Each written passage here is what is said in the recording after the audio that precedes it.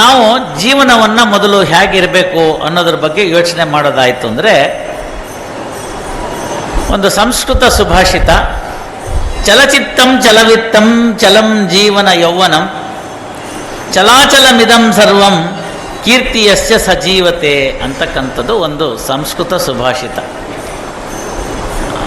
ಆಯೋಜಕರು ನಿರೂಪಕರು ಹೇಳೋದು ಸಂಸ್ಕೃತದಲ್ಲೂ ಪಾಂಡಿತ್ಯ ಇದೆ ಅಂತ. ಎಷ್ಟು ಜನಕ್ಕೆ ಸಂಸ್ಕೃತ ಮುಟ್ಟುತ್ತೆ ಅನ್ನೋದು ಮುಖ್ಯ. ಹಾಗಾಗಿ ಅದರ ಒಂದು ಭಾವಾರ್ಥವನ್ನು ನೋಡೋದಾದರೆ, ಚಿತ್ತ ಅಂತ ಇದೆ, ಅಂದರೆ ಮನಸ್ಸು ಅಂತ. ಯಾಕೆಂದರೆ ನೆಮ್ಮದಿ ಅನ್ನೋ ಪದ ಇರೋದ್ರಿಂದ ಆ ಒಂದು ಸುಭಾಷಿತ ಸೂಕ್ತವಾಗಬಹುದೇನೋ ಅಂತ ನನ್ನ ಭಾವನೆ.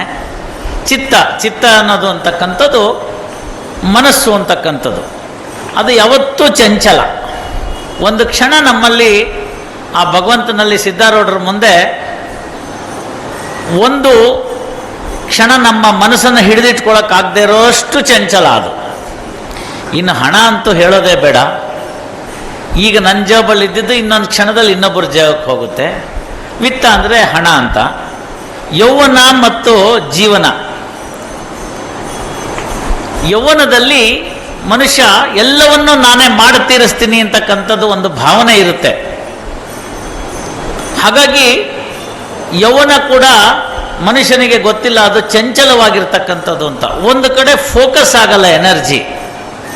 ಚಿಕ್ಕ ಮಕ್ಕಳಿನಿಂದ ಹಿಡಿದು ಯೌವನಾವಸ್ಥೆಗೆ ತಲುಪಿ ಆ ನಂತರ ಪ್ರೌಢಾವಸ್ಥೆಗೆ ಬರೋಷ್ಟೊತ್ತಿಗೆ ಅದು ಬಹಳಷ್ಟು ಕಡೆ ಓಡಾಡಿ ಬಂದ್ಬಿಟ್ಟಿರುತ್ತೆ. ಅದರಿಂದ ಅದು ಕೂಡ ಚಂಚಲ ಅಂತಲೇ ಸುಭಾಷಿತ ಬರೆದಂಥವನು. ಹಾಗಾದ್ಮೇಲೆ ಇವೆಲ್ಲವನ್ನೂ ಕೂಡ್ಕೊಂಡಿರ್ತಕ್ಕಂಥ ಜೀವನ ಎಂಥದ್ದು ಅಂತಂದರೆ ಅದು ಕೂಡ ಚಂಚಲವಾಗಿರ್ತಕ್ಕಂಥದ್ದು. ಕಂಡಿದ್ದೆಲ್ಲ ಮೇಯ್ತೀವಿ ಇನ್ನೋ ಕಡೆ ಹೋಗುವಂಥ ಒಂದು ಆಡಿನ ಥರ ನಮ್ಮ ಜೀವನ.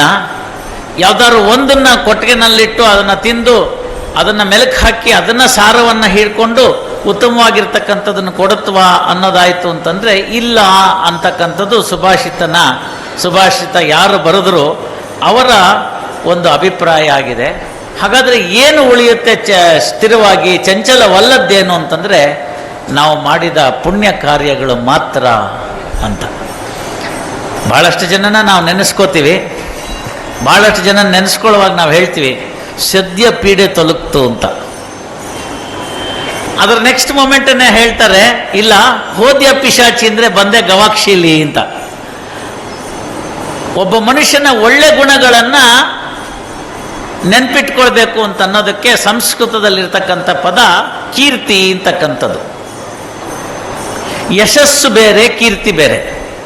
ಆ ಕೀರ್ತಿ ಅನ್ನೋ ಪದಕ್ಕೆ ನಮಗೆ ಸರಿಯಾಗಿರ್ತಕ್ಕಂಥ ಬೇರೆ ಭಾಷೆಗಳಲ್ಲಿ ಸಮಾನಾಂತರ ಪದಗಳು ಸಿಗೋದಿಲ್ಲ. ಕೀರ್ತಿ ಅಂತಂದರೆ ಯಾವ ಮನುಷ್ಯ ಇರಲ್ವೋ ಆಗ ಆ ಮನುಷ್ಯನನ್ನು ಇನ್ನಿತರರು ಕೊಂಡಾಡ್ತಕ್ಕಂಥದ್ದು ಅನ್ನೋದಕ್ಕೆ ಕೀರ್ತಿ ಅನ್ನೋತಕ್ಕಂಥ ಪದ. ಆ ಕೀರ್ತಿ ಅನ್ನೋ ಪದ ಸ್ಥಿತ್ಯಂತರವಾಗಿರುತ್ತೆ, ಶಾಶ್ವತವಾಗಿರುತ್ತೆ ಅಂತ. ಇಲ್ಲಿ ನಾನು ನೆರೆದಿರ್ತಕ್ಕಂಥವ್ರು ನಮ್ಮ ಸ್ನೇಹಿತರನ್ನ ಕೇಳೋಣ, ಮೋಹನ್ ಹೆಗಡೆ ಅವ್ರನ್ನ. ಅವ್ರ ತಾತನ ಹೆಸರೇನು ಅಂತಂದರೆ ಸುಲಭವಾಗಿ ಹೇಳ್ಬಿಡ್ತಾರೆ.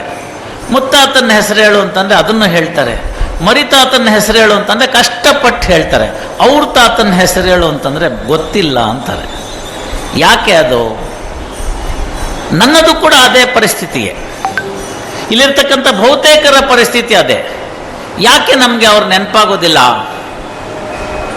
ಹಾಗಾದರೆ ಅವರೆಲ್ಲ ಇಲ್ದಲ್ಲೇ ನಾವಾ ಅನ್ನೋ ಪ್ರಶ್ನೆಯನ್ನು ಹಾಕ್ಕೊಂಡಾಗ ನಮ್ಗೆ ಅನಿಸ್ಕೊಳ್ತಕ್ಕಂಥದ್ದು, ಮನಸ್ಸು ಮುಟ್ಟಿ ಕೇಳ್ಕೊಂಡ್ರೆ, ಆತ್ಮಾವಲೋಕನ ಮಾಡ್ಕೊಂಡು ಕೇಳ್ಕೊಂಡ್ರೆ ಅವ್ರಂಥದ್ದೇನು ಮಾಡಿ ಹೋಗಲಿಲ್ಲ ಸರ್ ಅಂತ ಹೇಳ್ತಾರೆ. ಅಂದರೆ ಕೀರ್ತಿವಂತರಾಗಲಿಲ್ಲ ಅಂತ ಹೇಳ್ತಾರೆ. ಒಬ್ಬ ಬಸವಣ್ಣ ನಮಗೆ ನೆನಪಾಗ್ತಾರೆ, ಒಬ್ಬ ಅಕ್ಕ ಮಹಾದೇವಿ ನೆನಪಾಗ್ತಾರೆ, ಒಬ್ಬ ಸಿದ್ಧಾರೂಢರು ನೆನಪಾಗ್ತಾರೆ. ಸಿದ್ಧಾರೂಢರು ಹುಬ್ಳಿ ಅವರಲ್ಲ. ಯಾಕೆ ಸಿದ್ಧಾರೂಢರು ಇಲ್ಲಿ ನೆನಪಾಗ್ತಾರೆ? ಆಗ ನೋಡೋದಾದಾಗ ಮನುಷ್ಯನ ಜೀವನ ಚಂಚಲವಾದರೂ ಕೂಡ ಒಂದು ಕಡೆಗೆ ನಿಂತು ಸ್ಥಿತ್ಯಂತರದಿಂದ ಎಲ್ಲವನ್ನ ಕಾಪಾಡ್ಕೊಂಡು ಬಂದು ಆ ನಂತರ ಕೀರ್ತಿವಂತರಾದರು ಅನ್ನೋದರಲ್ಲಿ ನಮಗೆ ತಿಳಿತಕ್ಕಂಥದ್ದು. ನಾಳೆ ದಿನ ಬಸವ ಜಯಂತಿ.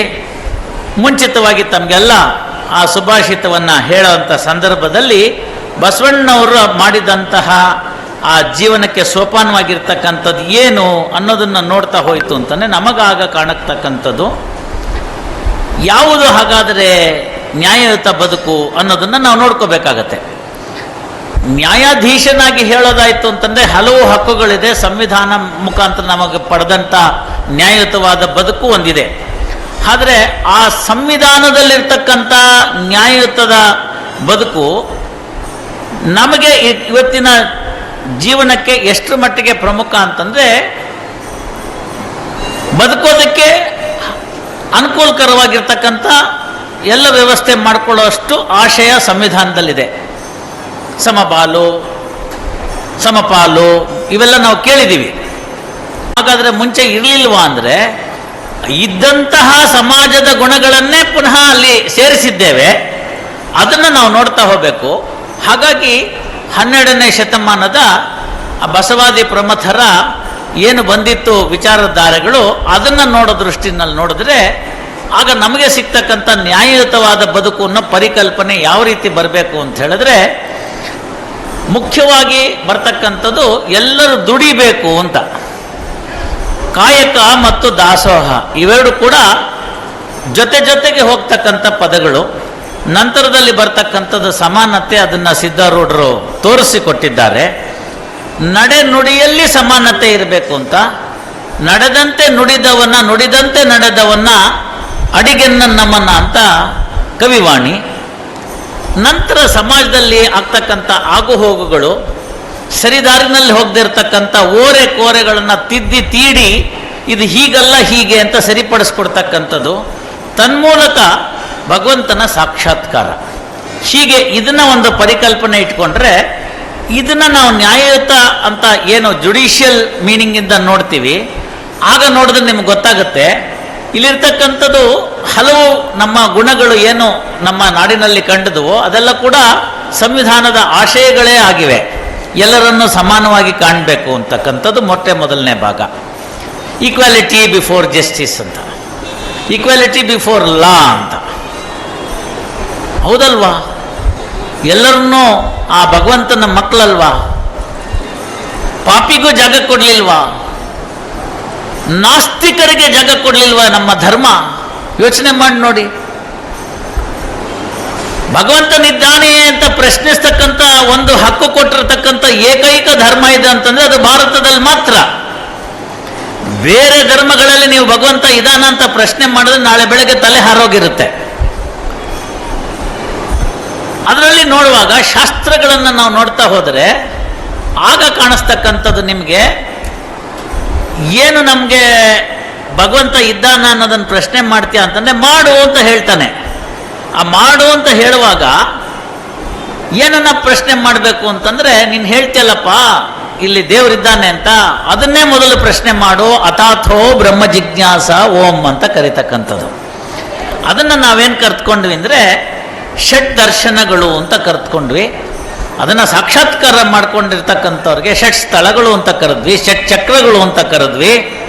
ಅಂಥವನ್ನೆಲ್ಲನೂ ನಾವು ಸೇರಿಸ್ತಕ್ಕಂಥದ್ದಕ್ಕಾಗಿ ಅವರನ್ನು ಯಾರು ನಾವು ಅದನ್ನು ಪಾಲನೆ ಮಾಡ್ಕೊಂಡು ಬಂದರೂ ಅಂಥವ್ರನ್ನ ನಾವು ಯೋಗಿಗಳು ಅಂತ ಕರೆದ್ವಿ. ಅವುಗಳಲ್ಲಿ ಯಾವ್ಯಾವುದು ಮುಖ್ಯ ಅಂತಂದರೆ, ಮೊದಲನೇಯಾಗಿ ಬರ್ತಕ್ಕಂಥ ದರ್ಶನಗಳಲ್ಲಿ ಸಾಂಖ್ಯ ದರ್ಶನ ಅಂತ, ಎರಡನೇದು ಯೋಗ ದರ್ಶನ ಅಂತ. ಸಾಂಖ್ಯ ದರ್ಶನವನ್ನು ಕಪಿಲ ಮುನಿಗಳು ತಿಳಿಸ್ಕೊಟ್ರೆ, ಯೋಗ ದರ್ಶನವನ್ನು ಪತಂಜಲಿಯವರು ತಿಳಿಸ್ಕೊಡ್ತಾರೆ. ವೈಶೇಷಿಕ ದರ್ಶನ ಅನ್ನೋದು ಇವತ್ತಿನ ನಮ್ಮ ನ್ಯಾಯಯುತ ಅಂತ ಏನು ಹೇಳ್ತೀವಿ, ಆ ಇವತ್ತಿನ ಮಾಡ್ರನ್ ವಿಚಾರಗಳಿಗೆ ಅನುಕೂಲಕರ್ತ ಆಗ್ತಕ್ಕಂಥದ್ದಕ್ಕೆ ಹೆಚ್ಚು ಭಾಗನ ನಾವು ತೋರಿಸ್ಕೊಡ್ತಕ್ಕಂಥದ್ದು. ಮತ್ತು ಬಿಗ್ ಬ್ಯಾಂಗ್ ಥಿಯರಿ ಅಂತ ಏನು ಕರಿತೀವಿ ನಾವು ಇವತ್ತು, ಆ ಬಿಗ್ ಬ್ಯಾಂಗ್ ಥಿಯರಿನ ಇಡೀ ಪ್ರಪಂಚಕ್ಕೆ ಯಾವುದೋ ಕಾಲದಲ್ಲಿ ಪರಿಚಯಿಸಿಕೊಟ್ಟಂಥ ಪುಣ್ಯಾತ್ಮ ಯಾರು ಅಂದರೆ ಅವರು ಕಣಾದ ಮಹರ್ಷಿಗಳು ಅಂತ ಹೇಳ್ತಕ್ಕಂಥವ್ರು. ಅವರು ವೈಶೇಷಿಕ ದರ್ಶನ ಅಂತಕ್ಕಂಥದ್ದು ಮಾಡಿ ಪರಮಾಣು ಸಿದ್ಧಾಂತದ ಮೇಲೆ ಭೌತಿಕ ಜಗತ್ತು ಹೇಗಿತ್ತು ಅನ್ನೋದನ್ನು ವಿಶ್ಲೇಷಣೆ ಮಾಡಿದಂಥವ್ರು. ಆ ನಂತರ ಅದರ ಮೇಲೆಲ್ಲ ಭಾಳ ದೊಡ್ಡ ಸ್ಟಡಿ ಆಗ್ತಾ ಇದೆ. ಈಗ ನಾವೇನು ಒಂದು ಆಟಮ್ ಅಂತ ಕರಿತೀವಿ, ಪರಮಾಣು ಅಂತ, ಅದರೊಳಗಡೆಗೆ ಪ್ರೋಟಾನು, ನ್ಯೂಟ್ರಾನು, ಎಲೆಕ್ಟ್ರಾನ್ ಅಂತ ಏನು ಕರಿತೀವಿ, ಅದನ್ನು ನೀವು ಫರ್ದರ್ ಒಡೆದು ನೋಡಿದಾಗ ಏನು ಸಿಕ್ಕುತ್ತೆ ಅಂತ ಕೇಳಿತು ಅಂತಂದರೆ, ಆ ಪ್ರೋಟಾನಿನ ಭಾಗವನ್ನು ನೋಡಿದ್ರೆ ಅದು ನಮಗೆ ಕಣ್ಣಿಗೆ ಕಾಣಲಿಕ್ಕೆ ಬೆರಗಣ್ಣಿಗೆ ಸಿಗ್ದಲ್ನೇ ಇರ್ತಕ್ಕಂಥದ್ದು ಎಲೆಕ್ಟ್ರಾನಿಕ್ ಮೈಕ್ರೋಸ್ಕೋಪಲ್ಲಿ ನೋಡ್ತಕ್ಕಂಥದ್ದು. ಅದನ್ನು ಒಂದು ನೀವು ಸಾಸಿವೆ ಕಾಳಿನಷ್ಟು ಅಂತ ನಿಮ್ಮ ಕಲ್ಪನೆಗೋಸ್ಕರ ಇಟ್ಕೊಂಡ್ರೆ ಆ ಸಾಸಿವೆ ಕಾಳಿನ 90 ಭಾಗ, 97 ಭಾಗ, 98 ಭಾಗ ಖಾಲಿ ಇದೆ ಅಂತ ಹೇಳ್ತಾರೆ.